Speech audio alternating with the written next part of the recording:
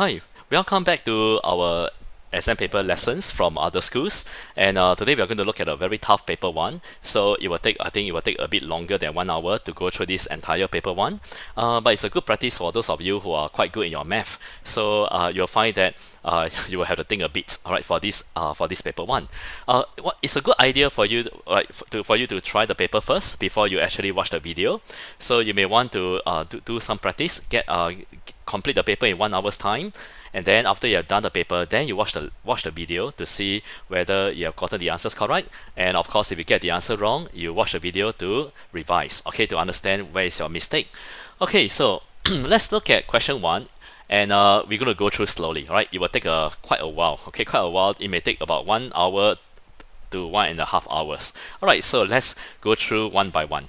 Okay, now for question one, your answer will be number 4. Okay, number 4. But before we continue with the lesson, do understand that the answer key can be wrong. All right, because when you when you have this kind of answer key, you have this kind of answer key, you may have some wrong answers. All right. Already there are some answers that are wrong, and so we have to be very careful when you use the answer key to check. Okay, but anyway, I will just put the answer there, and then later we will see whether is the answer correct. So what is the value of the reading at A? Now the first thing you need to do is, when you look at the number line, you have to count the gaps. So for example, 0.2 to 1.2, how many gaps are there?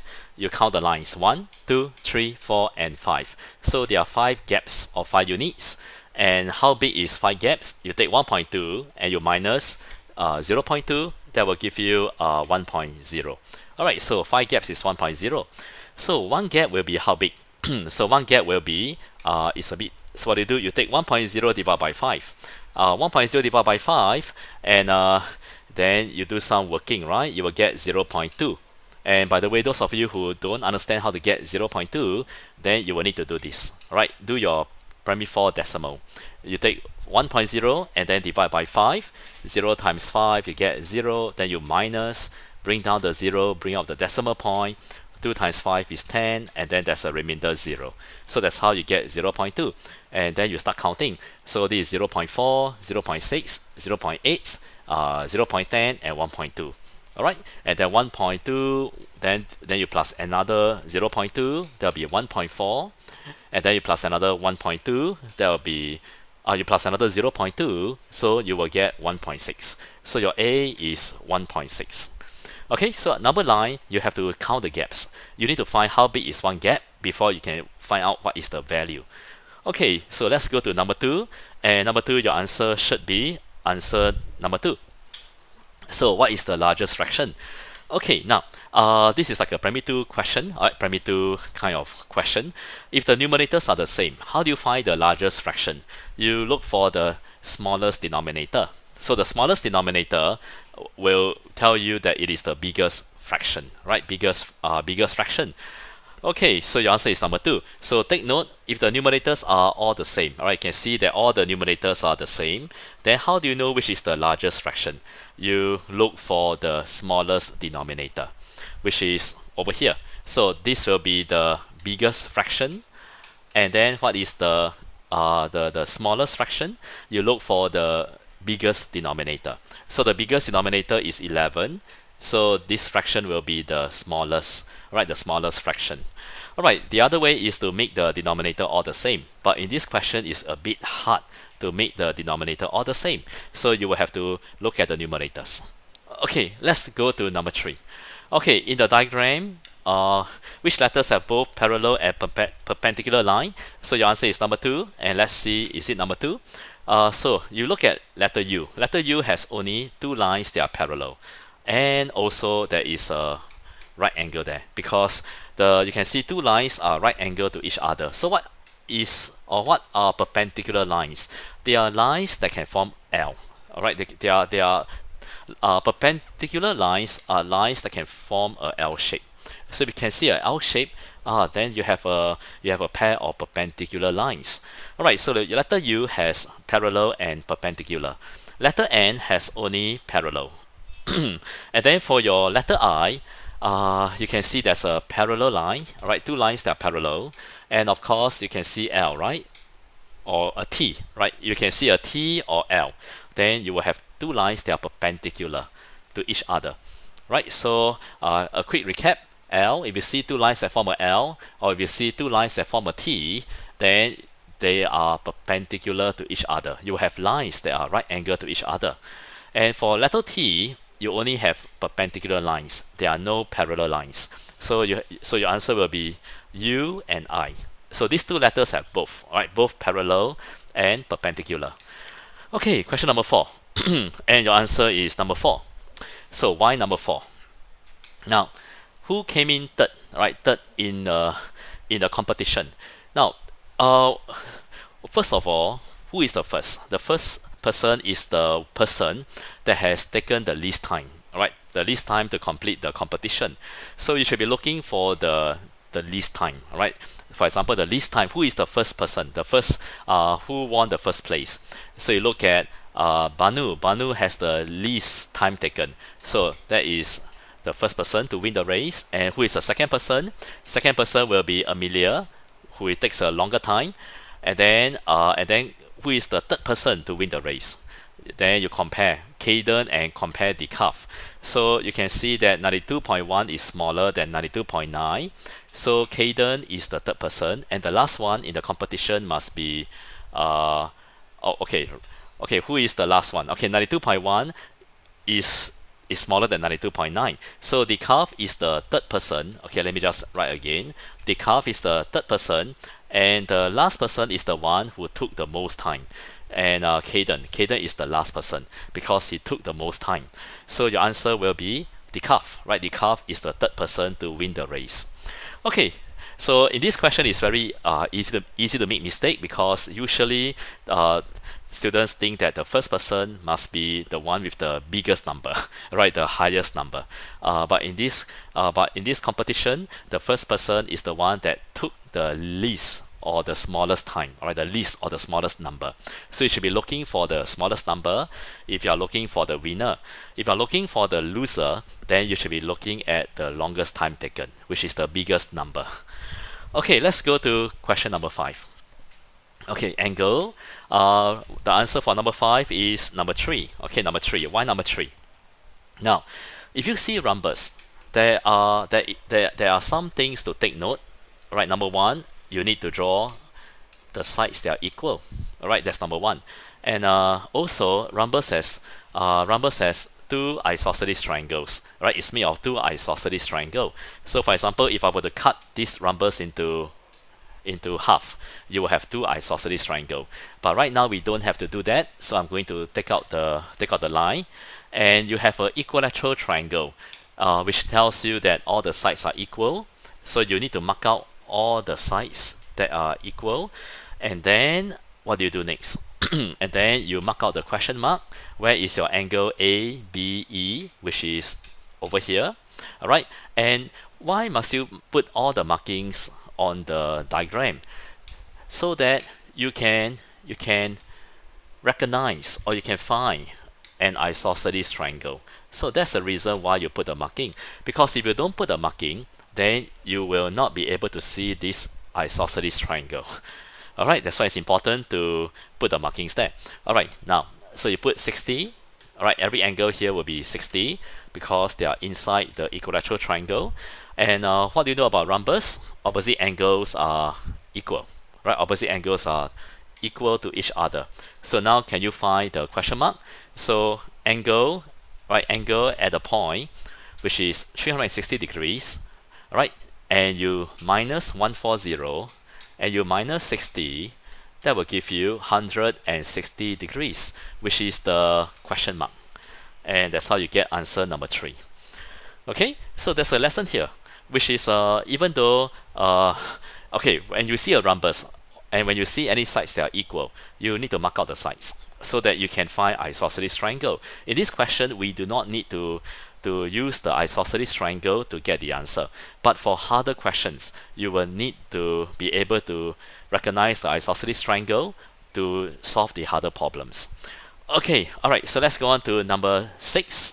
Okay, number 6, pie chart. So what's the answer for number 6? Is number 2. So how to get number 2? Now, the pie chart represents the favorite color. Half of them choose red and blue. So red and blue. So this is like half. right? Half of them.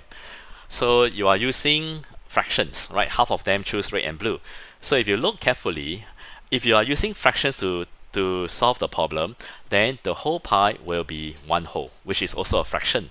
So half of them red and blue, then the other half must be purple and green. So you look at the red and blue, how many are there? So 16 plus 11, so half of them is 27. So how many students choose green? So the other half must also be 27. So 27 must have chosen purple and green. So you take 27 and you minus 18, right? Because if this part, all right, this side here, there are 27 students, then the other side here must also be the same, 27 students. So you take 27 and you minus 18 and you will get 9. So 9 students choose green color. Okay, let's go on to number 7, algebra. So what's the answer for number 7? You have answer number 4. And Claire had $6. She bought 2 identical hair clips and she had $Y left. So what was the cost of one hair clip? So over here, what do you think of? Now you have to find how much she spent. So how do you find how much she spent? You take the money she has, which is $6, and then minus the money that she has left, which is $Y. That will give you the money spent. Alright, and be very careful when you minus. Make sure that the units, right, the unit sign are the same. Alright, dollars minus dollars. If it's cents, then you have to change them all into cents. Alright, so you have to make sure that they have the same unit sign. So this is the money that she spent on 2 hair clips. So can you find how much is 1 hair clip? So you take the money she spent, which is 6 minus Y, and then just divide by 2. Alright, that will give you how much is 1 hair clip. And your answer is number 4. Okay, let's go on to question number 8. Okay, question number 8, your answer will be number 1. Alina had 70 beads, 14 are red, the rest are blue. What is the ratio of the red to the blue? Okay, so I would like to write out the ratio. Red is to blue. So the red is 14. Then the blue is how many? You take 70 and you minus 14. Alright, so in the paper 1 exam, it's better that you do working. Alright, don't do mental sum because unless you are very good. Alright, otherwise you do the working so that you don't lose marks because of careless mistakes and you will get 56. So the rest are blue, which is 56. And your ratio will be 14 is to 56. And then you simplify the ratio. And how to simplify? You can divide by 2, or you can divide by 7. Alright, so jump bigger. Alright, try not to divide by 2 because it's a bit too small. So divide by a number that's bigger. Then you can do a bit faster. And you have 2 is to 8. And then now you can divide by 2 again. And you will get 1 is to 4. So the ratio is 1 is to 4. Okay, question number 9, speed problem. Now, when you have a speed problem, what you can do is you draw a triangle because this is what you have been taught in school, and you need to draw the triangle so that you know how to find the distance, which is speed multiplied by time. And then you can use a triangle to also find the speed and also the time. So the coffee shop is 500 meters from Han's house. Han took 10 minutes to walk to the coffee shop and back to his house. What was Han's average walking speed? Now, it looks quite simple, but it can be quite hard for some students. So there is a method here, and the method is your speed distance timeline model. So how do you draw the model for speed questions? So you need to draw the start point to the end point. So this is the coffee shop, and then you start from you started from the house and then you go to the coffee shop. So the start point is the house. So Han started from his house and then he go to the coffee shop. Right, he went to the coffee shop. And then after that he is going to go back. Right, go back to his house. So coffee shop and then come back to the house. Okay, now there is you can see the model. There is a one-part journey. From the house to the coffee shop is a one-part journey. So because it's a one-part journey, there is a set of values. There's one set or one group of values for this part of the journey. Coming back, there is also another there's also one group of values. So speed, distance, and time. Alright, now, and there's only one person moving, right? There's only one person going there and coming back. So because there's only one person moving, there is actually another group of values, which is your overall speed, total distance, and total time. So you need to know how to draw the model so that you can solve harder problems in paper 2. So over here, you have 3 groups of values. So what's the next step? First step is to draw out how Han is moving, right? And then second step is to put the numbers into the model. So the coffee shop is 500 meters, all right? And of course, when he come back, it will still be the same distance. Han took 10 minutes to walk to the coffee shop and come back. So it means that the total time taken is 10 minutes, right? Total time taken. So what was Han's average walking speed? Going there and coming back. So you should be putting the question mark over here. Alright, okay, now your model is done, same as your bar model, right? If your model is good, there is no need to look at the question. So you look at the model, can you find the total distance traveled? 500 plus 500, that will be 1000 meters, right? And then can you find the average speed for the whole journey? So speed is equal to distance divided by time, which is 1000 meter, and then divide by time. So you will get 100 meters per minutes. So the speed or the average walking speed of Han is 100 meters per minute. And that's how you get your answer number 3. Oh, we didn't put down the answer there. So the answer is number 3. Okay? Alright, so let's go on to the next question. Alright, question 10, your answer is number 2. Alright, number 2. A supermarket sold 50 oranges for $20. So how much did one orange cost? Now it looks quite simple, but it's easy to make mistake, because you may want to take 50 divided by 20, which is wrong. Alright, because it's not always the big number divided by small number. It's the money and you divide by how many oranges. Okay, now try to do the smart way without having too many working. So you can actually change the $20 into cents so that you avoid decimal, right? Avoid decimal, and then you divide by 50. Alright, divide by 10 and divide by 10. So you remove the 0, right? Cancel 1 0. And then you have 200 divided by 5, that will be 40 cents. So how much is one orange? 40 cents. Okay, now 11, you have to draw the model so that you don't get into any careless mistake. So question 11, the answer is 3. Why need to draw the model? Because there is a remainder there. Right, the remainder can confuse a lot of students. So it's best to draw the model. So Boston gave 1/6 of his salary to his mother. Right, so how do we draw this model? His salary cut into 6 boxes, and one box is given to the mother, so you label. Alright, so your model always must have label. And then where is the remainder? Every time you see the remainder, then the remainder is on the right side of your model. So this is the remainder. And can you cut into 3? Because the denominator is the total parts of the remainder. So if you cannot cut the remainder into 3, then there's a lesson in model drawing, which is to drop down the remainder, have a clean model again. Now you can see the remainder is empty, and then you cut into 3 boxes, and then he spent 1 box, right? He spent 1 box of the remainder, and then you label, and then you are asked to find what fraction of the salary did he have left. So the remaining 2 boxes must be the leftover, and that's your model. Okay, so if you can draw this model, you can find you'll find that it's not so easy to make mistakes. But if you start writing out those statements, right? 6/6 minus 1/6 equal 5/6, and then 1/3 times 5/6. When you start doing that, it can be quite easy to get confused. Okay, so what do we do now on this model? We make the we look at the remainder, they are the same, right? So what do? We cut into 5 units. Why? Because on top there are 5 boxes in the remainder, and then inside here we cut 3, right? We put 3 units inside the boxes, and now you can see that the remainder has 15, right? 15 units each. Okay, do the same for over here.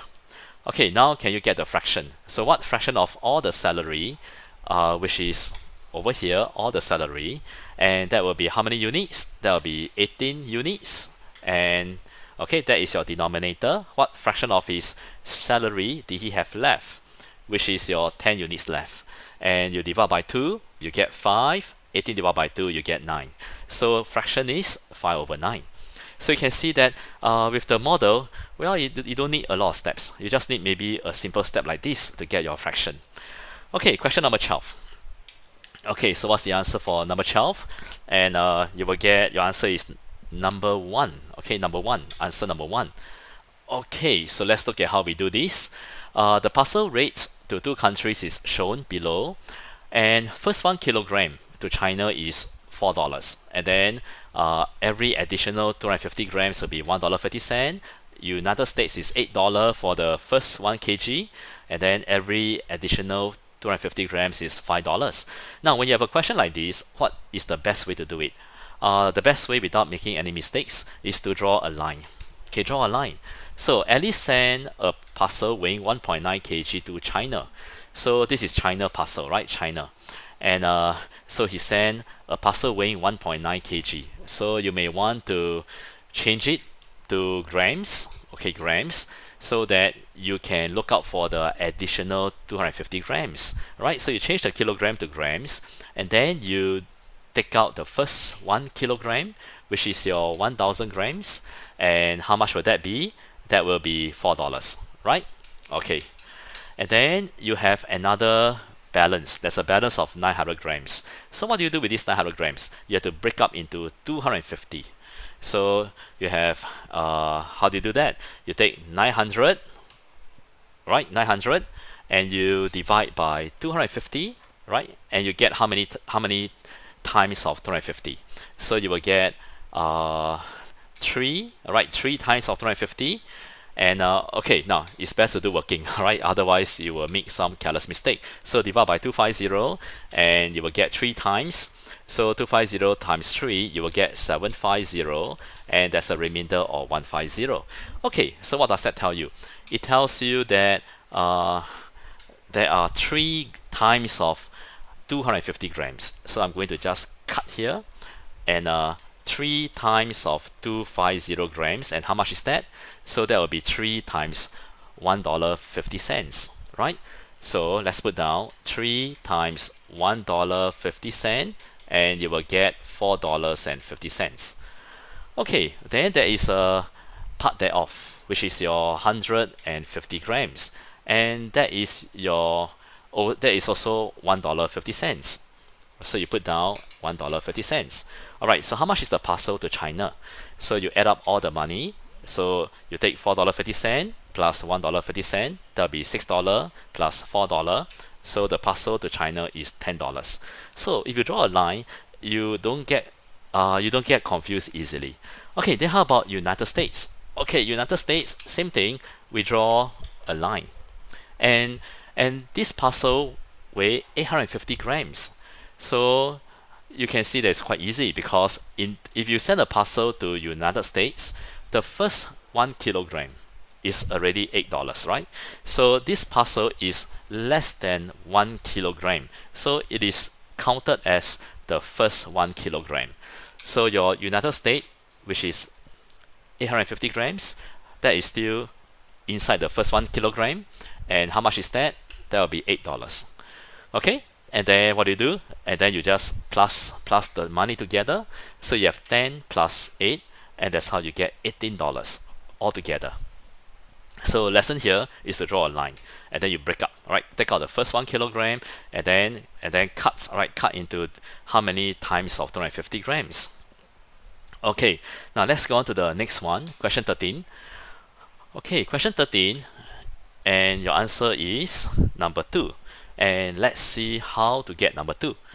Okay, now every time you see angle problem, alright, so you have to read carefully, and then look out for some clues like AB is parallel to the line DE, so arrowheads are given, alright, and then find angle CFE, so put the question mark, which is over here. Alright, so once you have read the problem, and then don't care about the question mark, look for angles that are easier to find. So you can actually do what? You can actually find this angle, which is 110. 180 minus 70, and you get 110. Okay, now is there any more angles you can find? Okay, if you look carefully, oh, there's a 105 degrees, which we are not sure what is it. So I think it belongs to this angle, right? There's something missing there. So that should be 105 degrees. Okay, let's see whether can we solve, all right? Because something seems to be missing.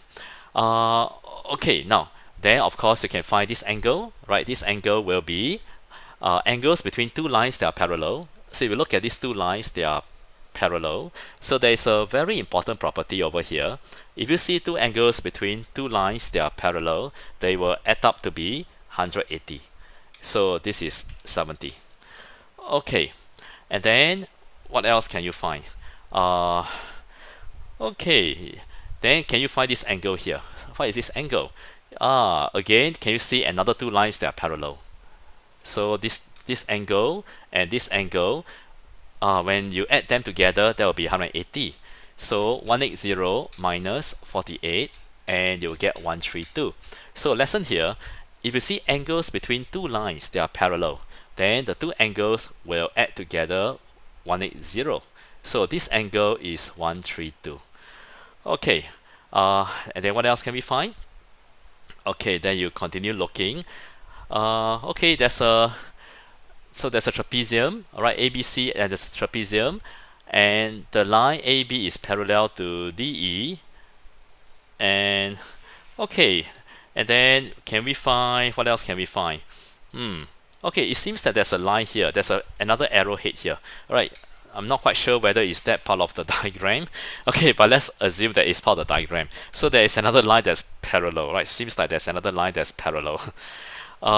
Okay, so which means that what else can we find? So if you look carefully, okay, if you look carefully, you can find this angle, right? This angle. So what's the angle? The angle will be 48. How do you get 48? Angle on a straight line, which is 180, and you minus 132, and that's how you get 48 degrees. Okay, and now we can find this angle, right? This angle. And how do you get the angle? Again, you have angle on the straight line, which is 180, and then you minus 105. Okay, and you will get 75 degrees. So this angle here will be 75 degrees. Well, of course, you tell Mr. Ong that there's a faster way to get the answer. Well, it doesn't matter, right? As long as you get the answer, whether it's the faster way or the longer way, you still get the answer. So for those of you who are not good with angles, then what do? You just look for angles that are easier to find, which is what we are doing now. Okay, we are trying to find the angles that are easier to find. Okay, and then you can see that when there are two lines that are parallel, then look out for a Z. So if there are two lines that are parallel, then there's a Z over here, right? So this is 48, and then this angle here will also be 48 degrees. Okay, and now you can find the question mark because you have sum of angles in the triangle, 180 minus 75, and you minus 48. And that's how you get the question mark. So 180 minus 75 and minus 48. And your question mark will be 57 degrees. Okay, and that's how, and we have the answer, which is number 2, 57 degrees. Alright, so that's how you try to solve angle problem. You look out for angles that are easier to find. Don't care about the question mark because nothing you can do about it. You look for other angles you can find easily. Okay, then let's go on to the next one. Alright, Kiran has two rectangular boxes, A and B. Both box A and box B have square bases of different sizes. The length of the square base of box A is twice the length of the square base of box B. And then both boxes have the same height. Okay, it looks very hard. Alright, this is a hard question. And then he packed 192 identical cubes exactly into the larger box.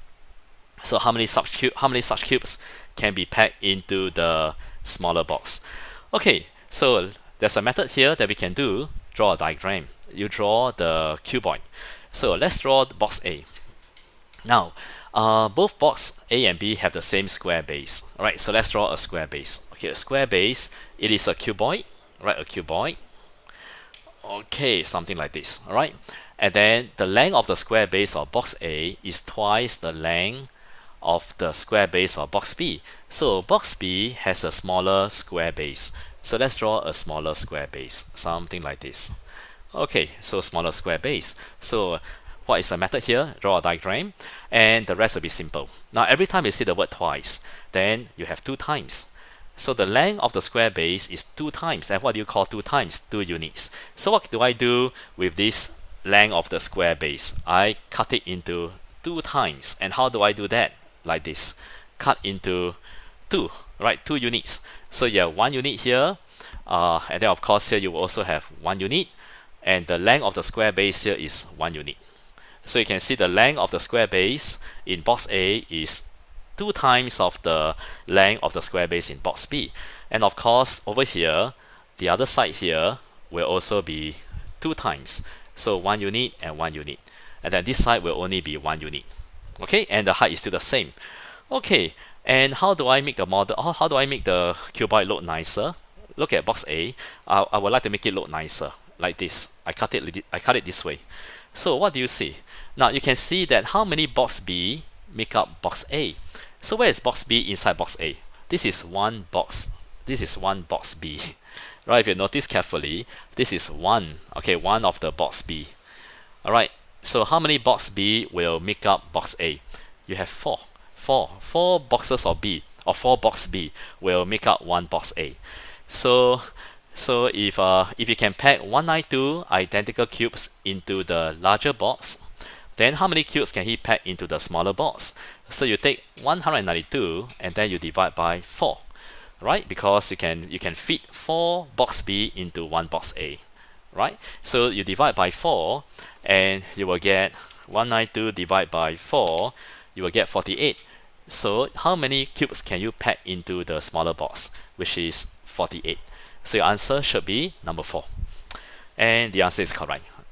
Okay, so let's go on to the next one. Question 15. Okay, circumference perimeter. So the figure is formed by 3 identical quadrants of radius 7 cm. So can you find the perimeter of the figure? Now, to find the perimeter, you need to know the outline of the figure. So this is the outline. So you've got to trace the outline. Alright, trace the outline. And do not add, alright, do not include the inside. So the perimeter is the red color. So then you start to find one by one, right? Find one side at a time. So let's look at the radius. The radius is 7 cm. There are 3 quadrants and they all have the same radius. And so what do you think is this line and this line? So they will add together to be how many? They will add together to be still 7 cm. How do I know that? Because if the quadrants are the same, if you shift this quadrant, upwards, then you will see that it will expose what? Right? If you shift the quadrant upwards, right, you will expose this part, which is what length? Which is 7 cm. So which means that the blue line, okay, can you see the blue line here, is actually the same as what? It's actually the same, right? Same as here and here. Alright, so they are also 7 cm when you add them together. So let me just put down like this. Alright, so you add these 2 lines together, that will be 7 cm. Okay, alright, then let's find the circumference of one quadrant. So how do you find the circumference of one quadrant? You need to apply your formula. So if you forget the formula, then you're in trouble already. So what's the formula to find the circumference of a circle? Pi d. And because it's a quadrant, so what do? You will need to put 1/4 in front and then multiply by pi. And what's the diameter of the quadrant? You only see the radius of the quadrant. To get the diameter, you take the radius times 2. Right? Always the radius times 2 to get diameter. So 7 times 2, you will get 14. No calculator, so you will need to do some cancelling. Right? Divide by 7 and divide by 7. And then you have 4 divided by 2 and 22 divided by 2. Right? So when you cancel, you make the number smaller. You can also do faster. And then 2 divided by 2 is 1. And then 2 divided by 2 is 1. Alright, then whatever numbers you did not cancel, you just circle so that you can multiply them. So you multiply all the numerators and you multiply all the denominators and you will get the circumference of one quadrant. So how many quadrants are there? Alright, now when you find the parameter, it's very important that you highlight what you are adding. So this is one quadrant, another one, so that'll be 11 plus 11 plus another 11. So I got 11 plus 11 plus 11. And then remember these two lines that add together is 7. And then this line is also 7. So every time I want to find the parameter, I will always add side by side. I will always add one side at a time, and at the same time I will also highlight what I'm adding, so that you don't miscount or you don't get confused when you want to find the parameter. So you always highlight what you are finding, and every time you add one side you highlight, so that you know how to find. Okay, you will not make any mistakes. Okay, so add up all the numbers, and what is the parameter? So you have 33 plus 14, and you will get 47. Okay, so let's see whether the answer is correct. Yes, so the parameter of the figure is 47 cm. Okay, so let's now go to booklet B. Alright, you can see that we took a while to just tackle these first 15 questions. Okay, let's go to question 16. Okay, for operations. So what do you do when you see for operations? You will have to do the bracket first. So arrow sign, what you need to do first. So 4 times 18 minus 5 is 13, and then plus 36, and then divide by 4. So never do everything in one step, very dangerous. So you may want to do step by step, like what I'm doing, and then you have times, plus, and divide. So you do whichever comes first, and our arrow sign, and then 4 times 13 will be 52, and you write out the rest of the sentence. And then what do you do next? The divide. So 52 plus 9, and finally your answer will be 61, right? Okay, next one, question 17. How many 8s are there? Now what do you mean by 8? It means 1 over 8. So you have to make the denominator to be 8. So you have a mixed number here, which is 1 and 1/4. How do you find how many 8s are there? It's going to be quite hard, right? But you need to change it to improper first, then it will be easier. Right, so you change it to improper. So 1 times 4 and then plus 1, that'll be 5/4. How do you call this improper fraction? 5/4. But you want how many 8s? So you need to make the quarters into 8s. So you times 2 to get 8s, and then 5 times 2. So how many 8s are there? There are 10 8s, or there are 10 1 over 8. Or if I were to write something like this, it means 10 1 over 8. Okay, 10 8s. Okay, that's how you get your 10. Okay, let's go to angles. So right angle means it's 90 degrees, and be very careful. There's no straight line here, so you don't want to look at it wrongly. How do you find angle A? Angle at a point 360, right? All the angles form a circle, and you minus 71 minus 90 minus 38, and then you do your working carefully. Okay, let me use my calculator to get the answer, right? So it's faster. So you minus 90 minus 38, and you will get 161 degrees, which is your angle A. And the answer is correct. Okay, let's go to question 19. Okay, Edward collected 40 kilogram of paper for recycling this month. Last month, he collected 25 kg of paper. So what is the percentage increase? Now this is a very common mistake, or this is a very common question that the students will make mistakes because they don't know how to find percentage increase. But there's an easy way to do that. So first of all, you have last month. You always start with last month, then later will be go to the next one, right? So you have last month and then this month. Okay, so you start from last month and then you progress to this month. So last month, how many? Last month there were 25 kg, and then this month, how many kg? That will be 40 kg. So there is an increase, right? You can see there's an increase. And how many is the increase? Which is 15 kilogram more. Okay, so how do you get the percentage increase? Now, always try to get your fraction, because fraction is very closely related to percentage. So to get the percentage increase, I get my fraction. So the numerator is the increase, right? And then what's the denominator? Now remember, percentage, you always have something at first, right? 100% is at first. So your denominator is what you start at first. So where do you start at first? You start at 25 kilogram. So 15 out of 25. So your denominator is where you start from, which is 25. And once you get your fraction already, you just have to make your denominator 100, 25 times 4, and then 15 times 4. And if your denominator is 100 already, then your percentage will be 60%. So instead of writing 100% is what, 1% is what, I think this is faster, right? And then you won't have any calculation mistakes because it's quite straightforward.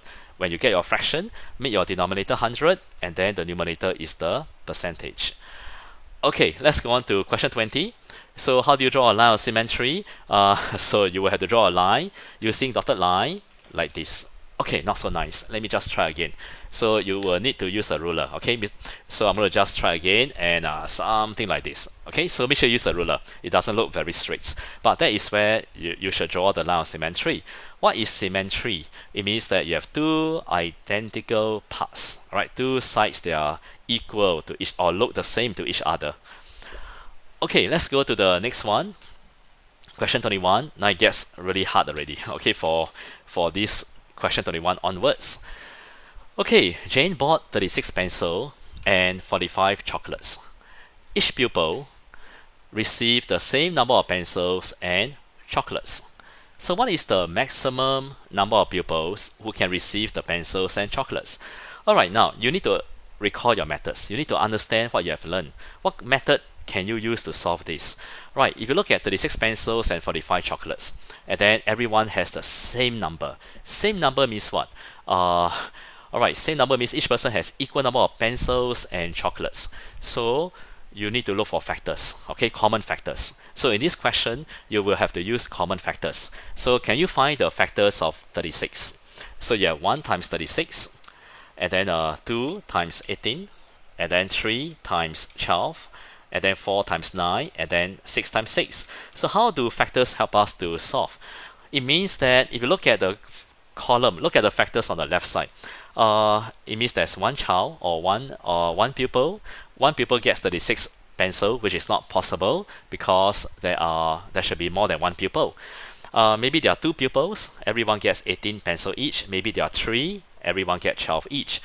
And on the other side, maybe there are 36 pupils, everyone get 1 each. Maybe there are 18 pupils, everyone get 2 pencils each. So that's how you look at factors, how you use the factors to find how many students. And there are 45 chocolates. So you do the same by finding the factors of 45. So 1 times 45, then 2 cannot, so 3 times 15, and then 5 times 9. So again, how to use the factors to find how many students? Maybe there are 3 students, everyone gets 15 chocolates. Maybe there are 9 students, everyone gets 5 chocolates each. Okay, after you have done the factors already, then the next step is to look for common factors.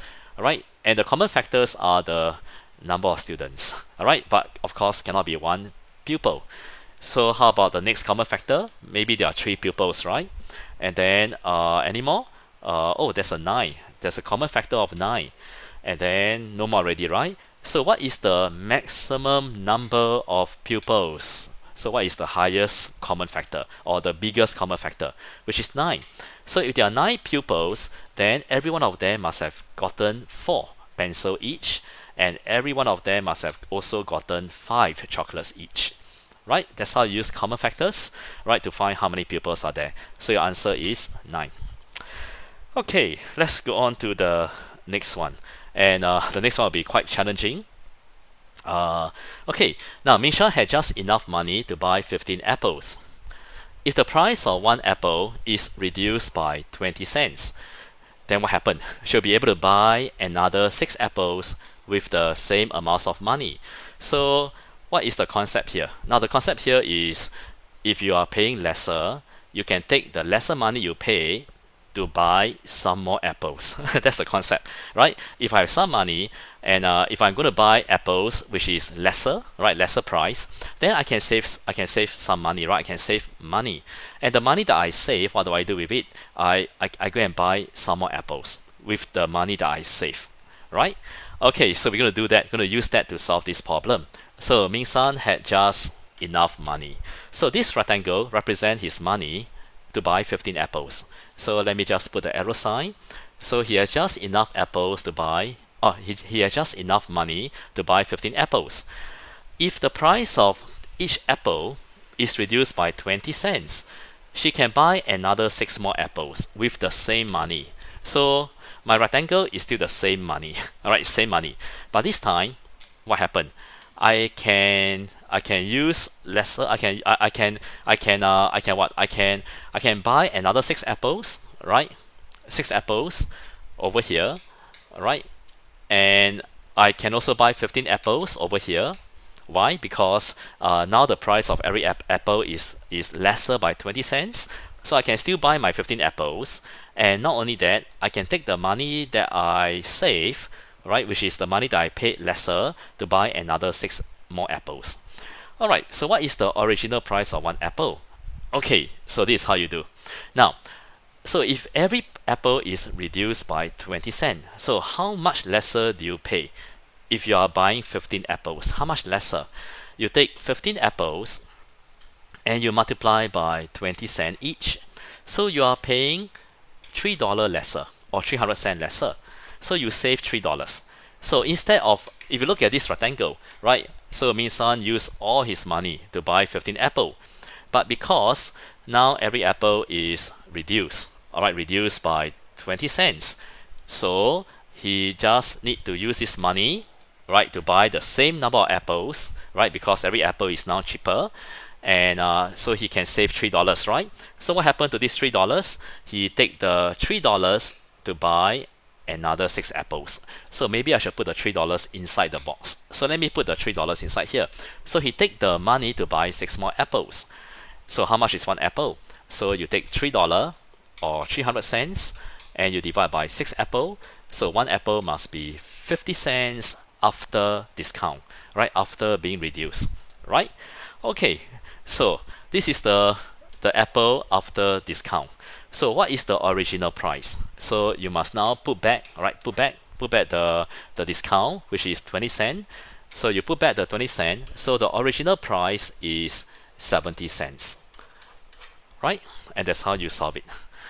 Okay, and you can also double check whether your answer is correct. So for example, if the original price is 70 cents, then how much is all these 15 apple? You take 15 times 70 cents each. That will give you $10.50.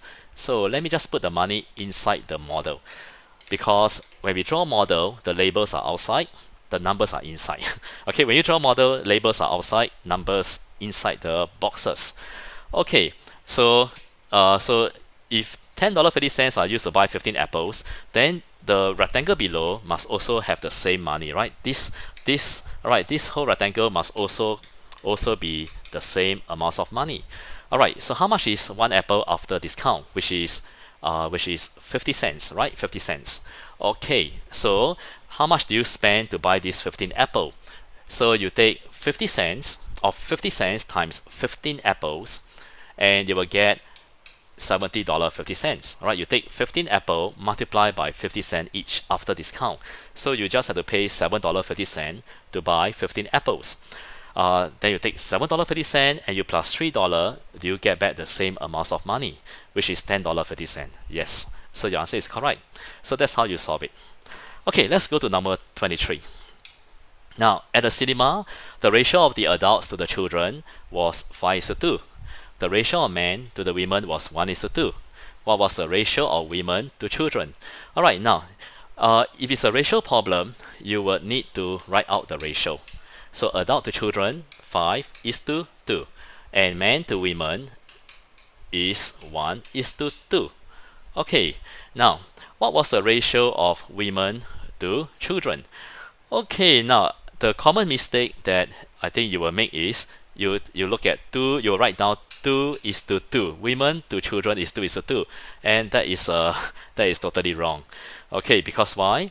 Now, the adults and the children, right? If you look carefully, the adults, who are the adults? The adults are the men and the women. So, which means that you need to find out the total men and the women, which is 3. There are 3 units of adults. And over here, there are 5 units of adults. So what is the same? You have to make them equal. So the adults are the same group. So you need to make the number equal. So you times 5, and the whole ratio you have to times 5. So there's a lesson here. So you need to think a bit more. So the adults are who? Who are the adults? They are the men and the women. So therefore, you will have to add the men and the women together to get the adults, which is 3. And then you need to make the number equal. So you times 5, and then here will be times 3. And then what do you get? You will get 15 is to 6. And then how about over here? That'll be 5 is to 10 is to 15. And once you make them equal, then you can call them one big family. Alright, they belong to one big family of units. So all these numbers will be called units. So now can you find the ratio of women to children, which is 10 is to 6.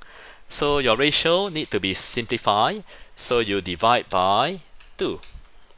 And you will get 5 is to 3, which is the simplest form. And question 23, let's check the answer. And your answer is correct, 5 is to 3. Okay, let's go on to the next one. Angle. Alright, there's a very important lesson here about angles. When you fold a corner of a paper, then what will you get? You will get 2 identical shapes. Like, you can see that this paper is folded along here. Alright, it's folded. Alright, so which means that you will have 2 triangles that look identical. Alright, can you see the dotted line? That this triangle, and then the other side there's also a triangle, and these 2 triangles are identical. That means the angles inside the 2 triangles will be identical. Very important lesson. So when you have 2 triangles that are the same, then all the angles in one triangle will be the same as all the angles in the other triangle. 64, here also 64. And then you can find this angle. What's the angle? 180 minus 90 minus 64, and you will get 26 degrees. And then the other triangle also have the same angle, right? And then what else can you find? And then the next thing to recall is rectangle has right angles at the corners. So you can now find this angle here. You take 90 and you minus 26 minus 26. So when you see rectangles and squares, there will be right angles at the corners. And so what is the angle? 90 minus 26 minus 26, you will get 38. So this is 38 degrees. And you can find angle X because you take sum of angle. Look out for triangles in angles. Look out for triangles in geometric questions. And when you see triangles, then 180 minus 90 minus 38, and you will get 52 degrees, which is your angle X. So your answer for question 24 is 52 degrees. Okay, all right, let's go on to the next question. Okay, it looks a little hard over here. All right, now 3 pupils spend the same amounts of money, equal concept. So you're going to draw a model, right? And to show the equal concept. Now Gabriel used 1/7 of his money, Paul used 2/5 of his money, and James used 3/4 of his money. And then they had a total of $150 at first. Okay, now it's going to be quite hard if you don't try to draw out the model. So let's draw the model. So Gabriel has 7 boxes. So you draw a rectangle, cut into 1, 2, 3, 4, 5, 6, 7, and they spend the same amounts of money. So equal concept. So Gabriel used 1 box, right? So you draw a dotted line to show how much Gabriel spent. And then you have Paul. Paul used 2. So you draw until the dotted line. So Paul must have spent 2 boxes, and he has a total of 5 boxes. So that will be his model. So Paul has 5 boxes of his money, and he spent 2 boxes. And James used 3/4. Okay, James. So James will be until here, until the dotted line, and you need to draw 3 boxes and 1 more box that he has left. So James has altogether 4 boxes, and he used 3 boxes. and they have a total of $150 at first. Okay, what do we do next? Okay, so we are purpose of model drawing is to make them all equal. All right, how to make them all equal? All right, you can see that yeah, 1, 2, and 3, right? Okay, 1, 2, and 3. Gabriel spent 1 box, and then this Paul spent 2 boxes, right? And then James spent 3 boxes. So you need to make them all equal. And how do you make them all equal? You find the common multiple. So there's a lesson here on how to find the common multiple. Look at the biggest number and write out the multiples of the biggest number. So can 6 divided by 2? Yes. Can 6 divided by 1? Yes. So your common multiple is 6. So you cut the red color boxes into 6. So this will be 6. And then of course every box here will be same, 6. And then here will be 3 and 3. Here will be 2 and 2 and 2. So do the same for the whole model. 3, 3, and 3. Okay. Alright. Then what can we do? Alright, then we can actually add up all the units. So you have Gabriel has how many units? Gabriel has 42 units. And then Paul has 15 units. And then James has 8 units. Okay, 8 units. Okay, and then we add them all together. How many units they have all together? So you have 42 plus 8, then plus 15. That will be 65 units of money. So they have all together 65 units. And so can you find 1 unit? So your 1 unit will be, you divide by 65. So 150 divided by 65, oh, you get a very long number. You get, let's try again. So 150 divided by 65, you get 2.3, and it's a very long decimal. Okay, so which means that we will have to stop our working here. Alright, you have to stop our working here and then try and solve it now. Okay, so the sum of Gabriel and Paul's money is twice as much as James.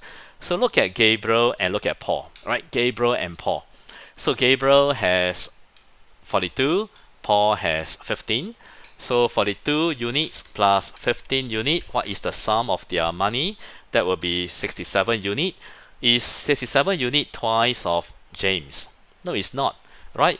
67 is not twice of 8, right? So the answer is false, right? Because you can see that Gabriel and Paul, right? Gabriel and Paul, they have 67 units, and then James has how many?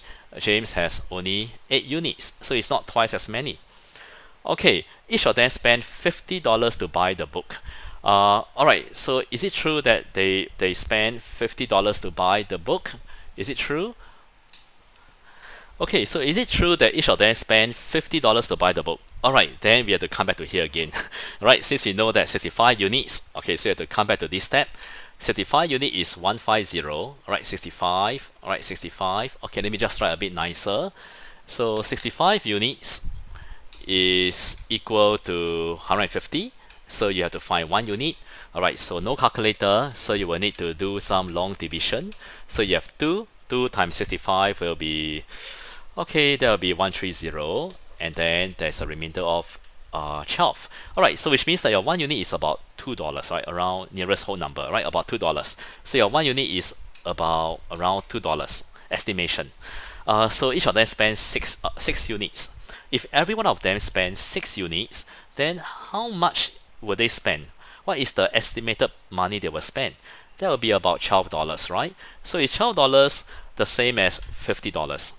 Which is not true, right? So again, you have false. Because you can see that if you work out your 1 unit, that is $2, and each of them spends 6 units, so that will be about $12 already. So which means that you have false. Right, false. Each of them spent $50 to buy the book, which is not true.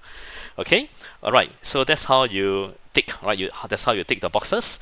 Okay, let's go on to the next one. So you can see that this paper is quite challenging. All right, there are a number of questions that you need to think and need to spend time to solve. Okay, let's go to question 26. Now, at 2 p.m., Zach started filling an empty tank with water. The line graph shows the water from 2 p.m. to 3:20. So what is the volume of the tank? So you can see that this is where the tank is empty.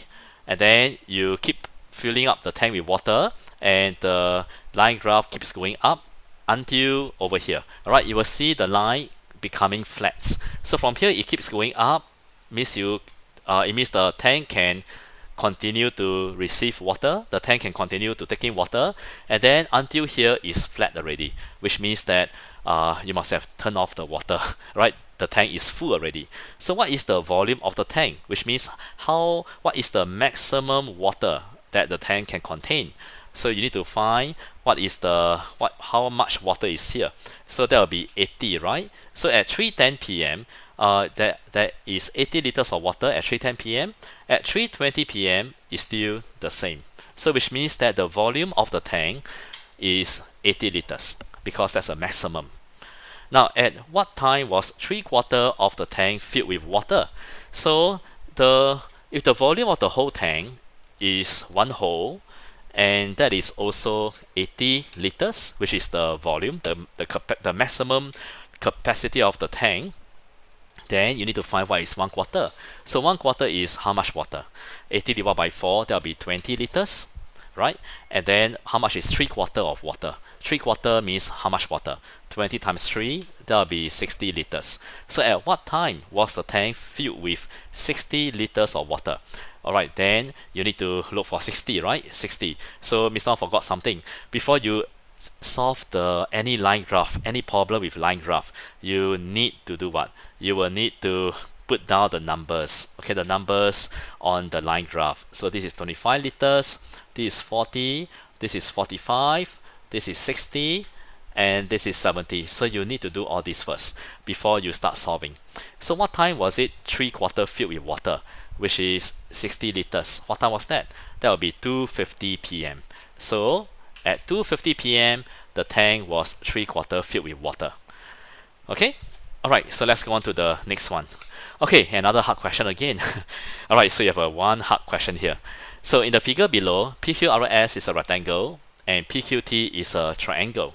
Now the length of PQ is 13 cm, which is over here. Alright, that is 13 cm. And the difference between the parameter of the unshaded figure, so where's the unshaded figure? Which is over here. Alright, let me use the red lines to mark out the parameter of the unshaded. Okay, that is the parameter. And what is the parameter of the triangle? This is the parameter of the triangle. Okay, and the difference between these two is 16 cm. So what's the area of the rectangle? Okay, it's going to be quite challenging to solve this problem. So this is what I will do. Now, because it's area and parameter, it's area, right? So let's call this side, alright, let's call this side length. Okay, this is the length. Okay, and then this side will be the breadth. Okay, and then of course this side will be the breadth. Okay, and then of course the opposite side will be the length. Okay, and then this side we will call it what's that? PT. Let's call it PT. And then this side we call it QT. Alright, QT. Okay, now this is what we do. Okay, now can we find the parameter of the unshaded parts or the unshaded figure? So where is the parameter of the unshaded figure? So you have breadth, alright, plus length, alright, and then plus breadth again, and then plus the QT, alright, QT, which is part of the parameter of the unshaded figure, and then plus PT, alright, and that will give you the parameter of the unshaded figure. So you add up all the sides. Okay, and then how about the parameter of the triangle? Okay, so let's look at this is length. Okay, the length is what? The length is 13, right? So let's put down length, and then you have the PT, right? PT, okay, PT, and then you have QT, right? QT. Okay, all right. So that will be the parameter of the shaded triangle. All right. So you have to find the difference between these two. So how do we find the difference? Okay, this is how we find. Okay. Now you subtract. Okay, difference means you have to minus. So you take PT and you subtract PT. No more already. And then QT minus QT, and you don't have anything. And then you have length minus length, also no more. And what are you left with? you are left with 2 breath, right? 2 breath, right? 2 breath, and that's a difference already. So when you take the parameter of the unshaded figure and you minus the parameter of the shaded triangle, what do you get? You will get 2 breath. And what is 2 breath? 2 breath is also what? Also 16 cm, because that is the difference. So your 2 breath is 16 cm. So can you find 1 breath? So your 1 breath is actually 8 cm. So which means that over here, this is your 8 cm. So now can you find the area of the rectangle, which is length times breadth? So 13 times 8, and you will get 104 cm square. So the area of the rectangle is 104 cm square. Okay, so not that easy. So you will have to label the sides of the figure, and then after that you minus, right? How do you minus? You minus by subtracting, right? Subtracting them, all right? And then what will you get? You will get 2 breath, which is the difference, and then your 2 breath will be equal to 16, right? And 1 breath is 8, and then you can find the area. Okay, let's look at next one. Question number 29. A student used a calculator to divide a number. So we don't know what number is this. So what's the method here? Draw a diagram. So there are a few methods you can think of. Assumption method, grouping method, model drawing, tabulation method, guess and check, and other types of methods. So over here, I will draw a diagram because it helps to bring out the question. When you draw the diagram, you can actually see more clearly. So you divide the number by 1000, right? Okay, right. So he's supposed to take the calculator and divide the number by 1000, and then get the answer, right? But he make a mistake, right? He make a mistake. So he key in the number, which we don't know what number is that, but he make a mistake and he divided, or he pressed 2 fewer zeros, which means that he pressed only 10, right? 10. So he divided wrongly, and as a result, he got an answer of 23.3. So what should the correct answer be, which is over here? So you work backwards. So how to work backwards? You take 23.3 and you times 10. So when you times 10, you have to shift the decimal point to the right 1 time, and you get 233.0. So the number that he keyed inside the calculator is 233. Alright, 233 is the same as 233.0. And when he key in the number, he's supposed to divide by 1000. So what should the correct answer be? So you take the whole number and you change it into a decimal, put a 0.0, and then you need to shift the decimal point to the left 3 times because there are 3 zeros. So 1, 2, and 3. So now your decimal point is over here. And what should the correct answer be? The correct answer should be 0.233. And that's how you draw the diagram to work out the answer. Okay, all right, let's look at the last one. All right, finally we are looking at the last question. So question 30, bar graph. So once again, before you solve the problem, you will need to put the numbers on the bars. So $12 is first week, $14, and then this will be $8, and then this will be 17, and then this will be, so be careful when you try to get the numbers. This will be 15. So Chloe received a pocket money of $20 every week. The bar graph shows the money she spent over 5 weeks. So every week she will get $20, right? Every week. So in which week did Chloe save the most money? Now, if you say it's week 4, then you didn't understand, or you did not read the question carefully, right? The bar graph shows the money that she spends. So which means that, do you know how much they save? We don't know, but we can find. For example, week 1, how much money did he save in week 1? Every week he's given $20. So she spent $12 in week 1. 20 minus 12, she must have saved $8 in week 1. And then week 2, how much did she save? 20 again, right? Every week she gets $20 minus $14 that she spent. She must have saved $6. And then 20 minus 8, she must have saved $12. 20 minus 17, $3. 20 minus 15, she must have saved $5 in the last week.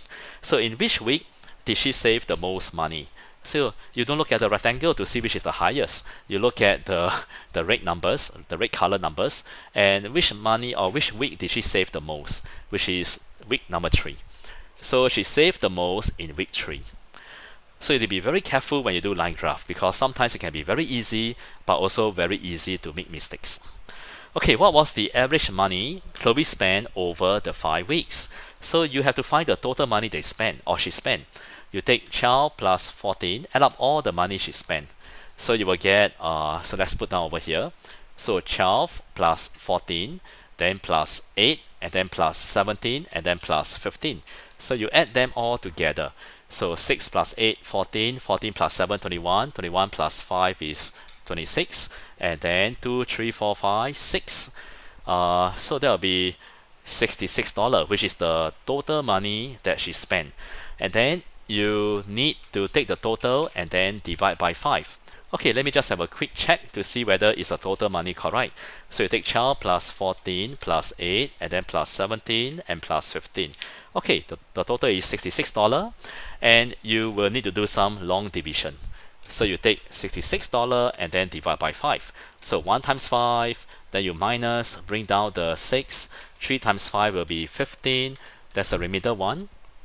So how do you continue dividing to get your decimal? Change the whole number into a decimal, bring down the 0, bring up the decimal point, and then you have 2 times 5, you get 10. So remainder 0. So you can stop your working already. So what is the average? 13.2. Now if you leave your answer like that, you will minus half a mark or even 1 mark, because money must be 2 decimal places. So 13.20, and that is the average. Okay, so finally we are done. Okay, so we spent study more than 1 hour to go through this paper 1. So you can see that it's not an easy paper. It's actually quite a hard paper. So hopefully you have done well for this paper 1. Okay, so stay tuned for the next lesson. We'll be looking at other school papers. So we'll be focusing on paper 1 again. The purpose of all this paper 1 lesson is to help you, right? Help you to do well for paper 1 in your school exam, so that you can have a good pass. To have a good pass, you have to score high for paper 1, because paper 2 will always be much harder. So you will try to score high for paper 1, and to score high, you must know your basic. You must know how to do the basic. You must know how to do the simple ones, and then those hard questions like what you saw over here, you try your best. Right? Try your best to do what you can. But if you have understood your basic, you have understood the lesson, well, you should be able to pass the paper 1 quite easily, at least 30. All right, at least 30 upon 45. That is the minimum that I will tell all my students to try to get at least 30. Right, because once you get below 30 for paper 1, then you find that the overall marks will be quite low. Alright, so if you get at least 30, then your paper 2, you get at least another, maybe at least another 30, then you have a 60, right? You have a good pass, right? So I'm talking to those students who are struggling, right? Those who are struggling in their math. So always try to go for high score in paper 1. Okay, so I will see you in the next lesson, and stay tuned for the next paper 1 lesson.